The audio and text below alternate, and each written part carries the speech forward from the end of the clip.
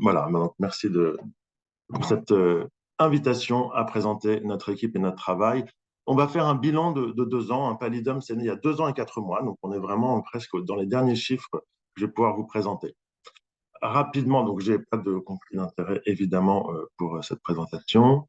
Vous savez que une tendance depuis plus de 40 ans, en tout cas en France, c'est que les personnes décèdent plutôt dans des, on va dire, des établissements de santé que dans leur lieu de vie, domicile ou EHPAD, maison de retraite. Les EHPAD, c'est les établissements d'hébergement pour des personnes âgées dépendantes. On va en reparler tout à l'heure.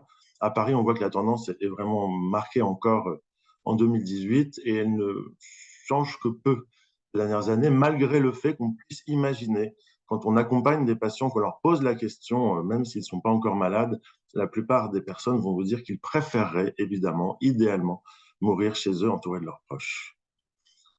Cette petite diapo aussi pour montrer encore ce qui a été dit juste précédemment, que malgré tout, même si ces vœux peuvent être énoncés dans le mois précédant leur décès ou parfois les 7 jours précédant leur décès, si des patients étaient sur leur lieu de vie, domicile ou maison de retraite, ils finissaient parfois, à juste titre hein, peut-être, mais aussi souvent par manque de moyens, euh, ils finissaient leur vie dans un cadre d'hospitalisation. Que ce soit les hommes ou les femmes, il n'y a pas de différence entre ces deux sexes. On voit que évidemment, ça c'est une diapo qui est tout à fait logique. Quand on est à l'hôpital, on a plus de chances de mourir entouré, et peut-être de personnes très bienveillantes, hein, de soignants et de personnel médical, que lorsqu'on est au domicile. On voit bien qu'en effet, il y a presque 10 fois plus de risques, entre guillemets, d'être entouré de professionnels de santé que de ses proches lorsqu'on est hospitalisé pour mourir. Je dis bien comme ça, c'est vrai parce que encore une fois, ces chiffres nous montrent que presque 70% des gens qui vont décéder un mois avant, moins d'un mois, 28 jours avant, étaient dans leur lieu de vie. Et 2 tiers, on a compris, mourront à l'hôpital, parfois d'ailleurs très précocement à leur admission aux urgences, un service d'accueil des urgences. On a cette image un peu dramatique peut-être, mais de ces brancards, de ces queues de patients dans les couloirs, ou parfois malheureusement des patients pour lesquels le projet de soins était assez clair, n'ont pas eu d'autre choix que d'être accompagnés dans ces endroits. Malgré toute la bonne prise en charge, évidemment, de nos collègues urgentistes, soignants et médecins. Peut-être que ces chiffres ont changé en 2023-2024, mais à cette époque, on constatait que seulement 20% de ces patients avaient pu bénéficier d'un accompagnement par des équipes de soins palliatifs. On voit plus spécifiquement encore dans ces établissements d'hébergement pour personnes âgées dépendantes, donc les maisons de retraite globalement, que même lorsque le décès est non soudain ou plus ou moins prévisible, il y a encore des allers-retours par manque aussi de disponibilité probablement de soins ou d'une culture particulière, en tout cas des allers-retours aux urgences chez ces gens qui étaient probablement assez clairement sans bénéfice d'hospitalisation, sans bénéfice pour eux sur un plan thérapeutique ou clinique d'aller faire ces allers-retours aux urgences. On a pourtant tout un maillage territorial, en effet, qui part de l'hôpital et qui se dessine aussi en ville, de soins palliatifs qui permettraient, avec des bonnes recommandations et des parcours de soins parfaitement identifiés et fléchés, d'essayer d'anticiper, d'intégrer précocement la démarche palliative, les projets de fin de vie, d'essayer de prévoir les évolutions, les complications possibles avec des acteurs et des actrices à l'hôpital, en lien et en coordination avec le domicile, pour pouvoir essayer de ne pas hospitaliser quelqu'un qui ne le souhaite pas, qui est dans une situation palliative. Alors pour cela, on a l'hospitalisation à domicile. Évidemment, on peut bénéficier lorsqu'on a prévu, lorsqu'on a pu créer les conditions dans une temporalité qui est de quelques jours à parfois une semaine pour pouvoir créer ce maintien au domicile. Il y a des équipes mobiles de soins palliatifs, surtout intra-hospitalières, mais qui commencent à se développer en extra-hospitalier, en coordination avec les maisons de retraite autour de cet hôpital, ou sinon pour les domiciles. On a d'ailleurs ces équipes qui peuvent réévaluer des patients pour qu'ils ont fait un projet de sortie au domicile dans les hôpitaux de jour pour certains symptômes. Donc ça, ils reviennent parfois, mais ponctuellement, une demi-journée à l'hôpital. ce qui permet de favoriser leur maintien ensuite quand on a pu voilà, prévoir et améliorer des symptômes difficiles et accompagner les proches. Il y a des dispositifs d'appui à la coordination qui se développent de plus en plus, qui étaient des anciens réseaux, on va dire, de soins palliatifs, qui aident le médecin traitant, aident les équipes soignantes du domicile pour maintenir ou faire des projets de soins palliatifs au domicile. Malgré cela, il est vrai que lorsqu'il y a une crise qui survient, de symptômes, et où parfois il y a une défaillance des aidants qui peuvent être la famille, parfois aussi des auxiliaires de vie, ou en tout cas des soignants, malgré cette anticipation, et parfois il n'y avait pas eu d'anticipation, on en a parlé, des patients étaient passés entre les mailles du filet du maillage territorial des soins palliatifs, et ben, les urgentistes sont appelés au domicile. Hein. Le SAMU, euh, donc le service médical d'urgence pour les patients au domicile ou en EHPAD, la brigade des sapeurs-pompiers, SOS médecins ou des médecins traitants qui peuvent se déplacer en semaine en tout cas, peuvent à ce moment-là venir aider des patients ou des familles, mais souvent c'est difficile pour eux de coordonner et finalement de créer les conditions de maintien sur le lieu de vie, même si le patient le souhaitait, même s'ils ont fait les bons diagnostics et les bonnes thérapeutiques initiales, il y a un manque de suivi.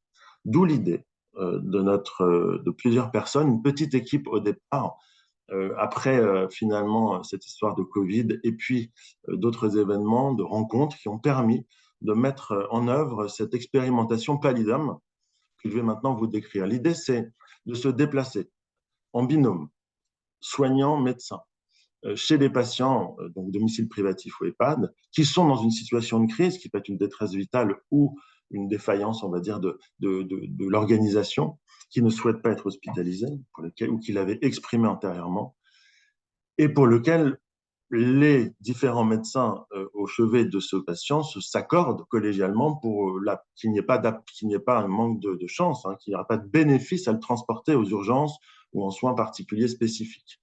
Et donc, on vient, dans ces conditions, répondre et s'installer, je veux dire, dans ce domicile ou cette EHPAD pour venir aider à ce projet. En pratique, c'est plutôt, vous allez voir que ce n'est pas forcément toujours un médecin qui nous appelle, mais c'était l'idée de départ dans cette expérimentation, euh, qui nous appelle, donc 24 heures sur 24, on a une ligne qui est ouverte. On ne se déplace pas la nuit pour des premières interventions, mais on se déplace tous les jours, 7 jours sur 7, pour aller au chevet de ces patients de à peu près 9 heures du matin à 21 heures le soir pour les interventions premières, c'est-à-dire des nouveaux patients. On a formalisé la démarche palliative, on est collégialement d'accord avec nos collègues pour l'intérêt d'intervenir. Et puis, on peut associer en effet différents traitements, puisqu'il y a une évaluation médicale, qui peuvent être parfois curatifs, vous allez voir, on va en parler tout à l'heure, ou en tout cas spécifiques, peu invasifs, et des traitements surtout symptomatiques pour diminuer les souffrances. Et puis, il y a surtout, et c'est ça qui est important, un suivi, on en reparlera, c'est pour ça que notre équipe est née au sein de l'HAD, d'une hospitalisation à domicile qui avait déjà une équipe de nuit bien installée. Donc, notre territoire expérimental depuis septembre 2021, ça a été 2 départements en Île-de-France, Paris 75 et les Hauts-de-Seine 92. Ça représente, vous avez vu que l'Île-de-France, c'est 12 millions d'habitants, on a déjà, nous, dans le Grand Paris, on va dire, autour de Paris, 3 départements qui font à peu près 7 millions, un bassin de 7 millions d'habitants. Et nous, notre premier temps d'exploration, c'est pour vers à peu près 3 millions de personnes. Donc, les horaires, j'en ai déjà parlé. Rapidement, un rappel, voilà, les premières interventions. Et finalement, les interventions secondaires sont possibles. Et d'ailleurs, ce projet a tout son sens dans cette possibilité d'intervenir si besoin, même à minuit ou 1 heure du matin, alors qu'on a vu un patient à 20 heures. Car si on avait un premier contact, des premiers traitements, qu'il y avait une seconde aggravation et qu'on ne pouvait pas y répondre à nouveau, ce serait en effet très dur pour les proches et pour les patients. Un exemple avec ces photos de mon cher collègue, le docteur Clément Leclerc, avec Aline, de nos infirmières, qui, voilà, ça a été appelé par un SAMU ou par une autre personne qui a eu besoin pour cette patiente ou ce patient de notre intervention. qui a examiné, qui a fait des hypothèses diagnostiques, qui a induit et initié un traitement immédiatement. Et ensuite, des cahiers sont laissés avec les numéros de téléphone qui nous permettent d'être joints 24 heures sur 24 pour réintervenir si besoin. Pardon. Il y a un de nos internes étudiants en médecine qui a pu colléger et faire sa thèse de médecine avec la première année de notre intervention, donc qui a été publiée dans le BMJ Support Palliative Care, si ça intéresse des gens de lire ce brief report donc dans BMJ. Mais maintenant, je vous présente donc ces résultats de ces 2 dernières années de l'ouverture de notre équipe. Donc, on a eu un certain nombre de sollicitations, à peu près 1140, un peu plus probablement, puisqu'on a peut-être sous-déclaré certaines sollicitations dans le flux des régulations et des nombreux appels. Mais on s'est déplacé dans 859 patients ou patientes. Donc, on a un taux d'intervention assez important. En comparaison, une unité de soins palliatifs française, alors c'est pas du tout le même sujet, mais on peut dire quand même qu'il y a des crises qui nécessitent une hospitalisation en unité de soins palliatifs pour des patients qui sont dans un projet de soins palliatifs. Malheureusement, ils n'ont pas la capacité pour le moment quand ils ont à peu près 100 demande, ils ne prennent les patients que dans 30% à 35% des cas. Nous, on a un chiffre plutôt très, peut-être qui parle de la plasticité du domicile, très puissant pour notre capacité à se déplacer et à venir voir les patients. Donc, ces 860 patients à peu près ont été vus surtout au domicile, hein, on va dire dans 2 tiers des cas. C'est un chiffre qui nous a étonnés puisqu'on pensait être plus en lien rapidement, en tout cas avec les équipes des EHPAD, hein, de ces maisons de retraite avec une population fatiguée, avec beaucoup de soins palliatifs anticipés probablement. Et finalement, on va majoritairement pour le moment au domicile privatif, un peu plus de femmes que d'hommes, des patients plutôt âgés et qui étaient bien fatigués. Index de Karnowski à 24%, c'est l'équivalent d'un performance statut à 3 ou 4.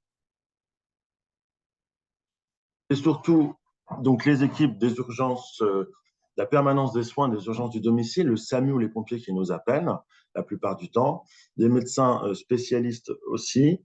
Les autres, c'est en fait de plus en plus d'infirmières, d'infirmiers d'EHPAD ou de lieux privatifs qui nous connaissent, nous ont connus pour d'autres situations et qui nous rappellent, évidemment, quand ils ont évalué la pertinence de notre intervention. Souvent, même sans avis médical ou sans évaluation médicale, on se déplace et c'était tout à fait pertinent de venir les aider quand c'est des soignants qui ont l'œil et qui ont bien remarqué qu'on serait utile pour ces patients. Des médecins co-d'EHPAD, donc les médecins coordinateurs de ces maisons de retraite, les médecins traitants, et les fameux réseaux qui sont maintenant des DAC, hein, les dispositifs d'appui à la coordination qui nous appellent dans 11% des cas.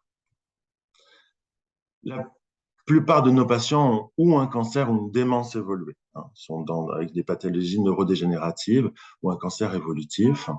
Ils peuvent avoir les deux, évidemment. D'autres situations, mais avec en tout cas des maladies neurodégénératives autres que des démences, des insuffisances d'organes chroniques. Ça, c'est une tendance depuis ces derniers mois, une augmentation par des cardiologues ou des pneumologues ou des médecins traitants pour des patients qui ont une insuffisance cardiaque sans ressources thérapeutiques, évoluées, terminales ou des insuffisances respiratoires. Parfois des insuffisances rénales aussi pour lesquelles la mise en hémodialyse ou en dialyse péritonale n'était pas utile, indiquée et qui en effet sont accompagnées sur des symptômes de l'insuffisance rénale terminale. Il y a eu quelques patients encore Covid qui parfois ont pu bénéficier de notre passage. Le principal symptôme qui angoisse et qui et qui fait mobiliser les urgences, c'est le problème respiratoire, des douleurs, des troubles neurologiques. Quand on parle de coma, là, ça peut être des épilepsies, hein, donc des convulsions, des états de mal, ou aussi des comas aussi liés à une insuffisance cardiaque terminale ou une insuffisance ou un sepsis, une défaillance multiviscérale septique, par exemple. Quelques syndromes digestifs avec des occlusions carcinologiques et parfois aussi des détresses psychiques chez les patients eux-mêmes, en plus de leurs proches qui étaient évidemment bien contents de voir arriver une équipe médicalisée. Donc, chez ces patients, il y a eu aussi des demandes, on vient d'en parler, dans le cas de détresse psychique, des demandes de sédation profonde et continue maintenue jusqu'au décès, qui était une nouveauté de la loi Leonetti-Claes en 2017, donc, et aussi des demandes d'euthanasie. Donc parfois, on a pu juguler ces souffrances psychiques et globales, et parfois on a demandé un transfert chez nos collègues spécialisés en unité de soins palliatifs pour nous aider. Cette diapo, c'est pour montrer que, évidemment, il y a beaucoup de soins de confort qui sont prodigués chez ces patients. On va voir que c'est parfois, souvent par voie sous-cutanée, mais il y a aussi ces traitements, on va dire, curatifs ou spécifiques. C'est dans 53% des cas. C'est ça où cette évaluation médicale initiale va nous permettre parfois d'avancer sur des traitements spécifiques, des diurétiques, des antibiotiques, hein, sur des pneumonies d'inhalation, des antiépileptiques à forte dose initiale pour ensuite les baisser et les monitorer quand il y avait un état de mal épileptique chez quelqu'un qui n'allait pas en réanimation, évidemment, pour des raisons palliatives. Donc, on peut aussi avoir des fortes doses de corticoïdes pour d'autres syndromes. Donc, c'est ce qu'on va appeler ces traitements curatifs ou spécifiques qui accompagnent ces soins de confort. Il y a en effet quand même, c'est pour ça qu'on est évidemment bienvenu avec notre sac à dos. Vous l'avez vu sur les photos tout à l'heure, avec beaucoup de matériel. Ça peut être des sondes gastriques, ça peut être des sondes vésicales. C'est aussi beaucoup, surtout de perfusion sous-cutanée ou intraveineuse, si les patients ont des portes à 4, pour évidemment soulager les patients, qui est la méthode souvent la plus efficace en urgence. Notre durée de séjour, hein, donc ces patients, comme vous l'avez compris, quand on vient les voir le premier jour, ils rentrent en HAD avec ce système de la réévaluation quotidienne par l'équipe Pallidoom dans la journée, et grâce aussi il y a une permanence des soins grâce à l'équipe de nuit de l'HAD qui peut se déplacer, et des médecins de l'HAD qui sont d'astreinte qui vont pouvoir guider une équipe de nuit qui se déplace par téléphone pour réajuster les traitements, les modifier ou faire des interdoses ou augmenter des doses de traitement évidemment de confort. Notre délai d'intervention, même si le territoire est assez grand, on en est assez content pour le moment, c'est qu'on va assez rapidement après l'appel au chevet des patients, à peu près 2h30, en moyenne un peu plus. On reste, vous avez vu, en moyenne 1h10 et donc en médiane 1 heure chez chaque patient. 4% de décès pendant la première intervention. On se souvient des urgences, il y avait 16% quand les gens qui décédaient aux urgences dans les 24 premières heures. Donc, l'évolution, c'est à peu près les chiffres qu'on peut voir dans les unités de soins palliatifs françaises, c'est-à-dire qu'il y a 70%, un peu plus, là, qui décèdent donc dans l'unité Pallidoom. Après qu'on soit intervenu, vous avez vu en moyenne dans les 6 jours de notre première intervention.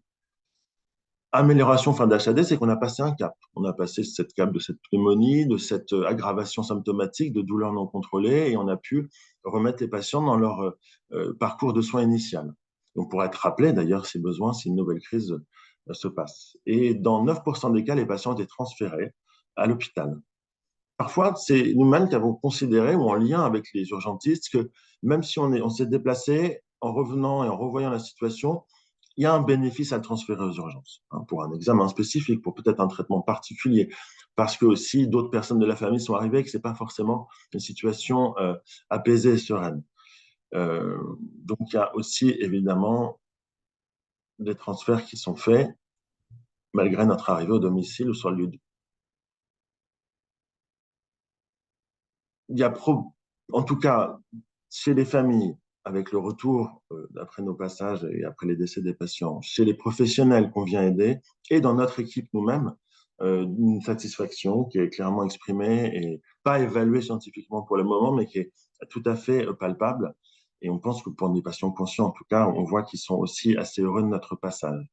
Il y a cette idée probable, même si on n'a pas encore fait d'études, je vous l'ai dit, de qualité, qu'à une diminution des coûts, on va dire, psychiques, hein, pour les proches, pour les équipes qui suivent ces patients en fin de vie.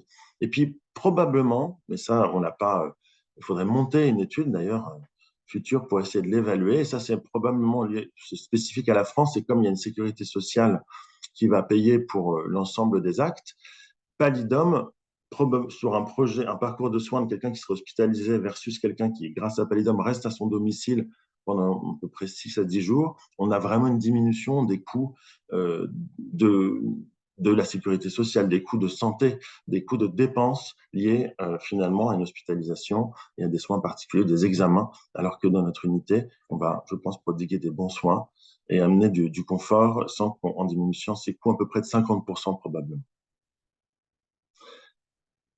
L'aventure continue, l'aventure même va devenir encore plus importante et elle est devenue d'ailleurs depuis décembre, elle va parce que de plus en plus le temps que le bouche à oreille se fasse, on a de plus en plus d'appels et de nouvelles interventions. Actuellement, on a à peu près par mois 60 à 80 nouveaux patients depuis novembre même 2023 et on a augmenté le territoire.